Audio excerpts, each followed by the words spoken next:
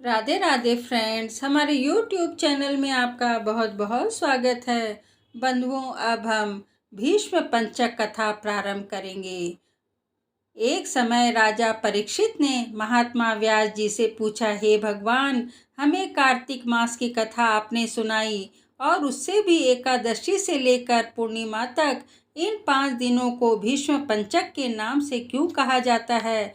इस संबंध में हम जानना चाहते हैं और इन 5 दिनों के व्रत करने वाले को क्या लाभ होता है। महात्मा व्यास जी ने कहा, हे परीक्षित सुनो, कुछ समय पहले काशीपुरी में बहुत ही निर्धन सोमेश्वर नाम का ब्राह्मण रहता था। उसका शरीर बहुत ही कमजोर था, परंतु वह भगवान विष्णु का भक्त था। कार्तिक मास में वह रोज गंगा स्नान करता और भगवान विष्णु का पूजन करता, पर एक दिन वह शरीर से पीड़ित होते हुए भी गंगा स्नान करने गया, पर उससे घाटों की सीढ़ियां उतरी नहीं जाती थी। किसी तरह वह उतरकर गंगा जी तक पहुंच ही गया और गंगा स्नान कर वहीं पर बैठकर संध्योपासना करने लगा। वहीं पर वृद्ध ब्राह्मण के रूप में भगवान अपने भक्त पर कृपा करने के लिए बैठे हुए थे।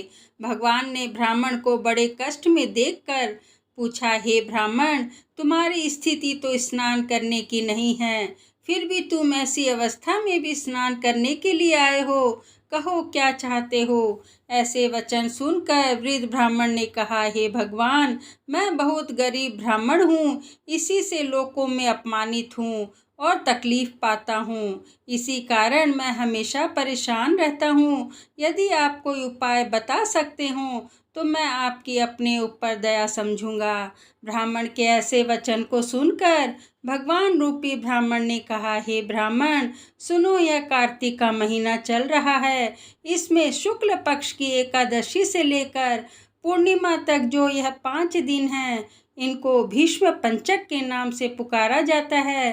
5 दिनों में तुम गंगा के पुत्र महात्मा भीष्म को जलदान दो और गंध अक्षत पुष्प से उनका पूजन करो और भगवान विष्णु की पूजा तुलसी पुष्प आदि से करो। ये तुम्हारा सब कष्ट दूर हो जाएगा और तुम अंत में विष्णु लोक में निवास करोगे।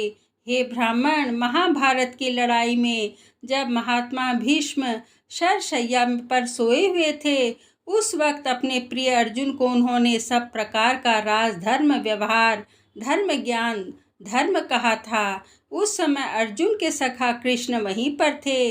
जब भीष्म से कृष्ण ने कहा कि हे पितामह, जो मनुष्य कार्तिक मास के शुक्ल पक्ष की एकादशी से लेकर पूर्णिमा तक तुम्हारे नाम से जल देगा और आपकी पूजा करेगा, वह पूजा मैं स्वीकार करूँगा और उसके सब कष्ट दूर करूँगा।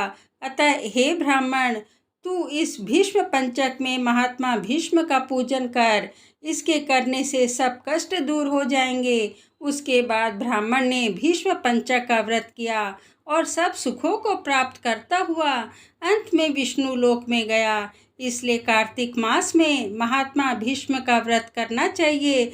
इससे सर्व आनंद होगा और अंत में मोक्ष प्राप्त होगा। श्री व्यास परीक्षित संवादे भीष्म पंचक का नाम कथा समाप्त। जय श्री कृष्णा।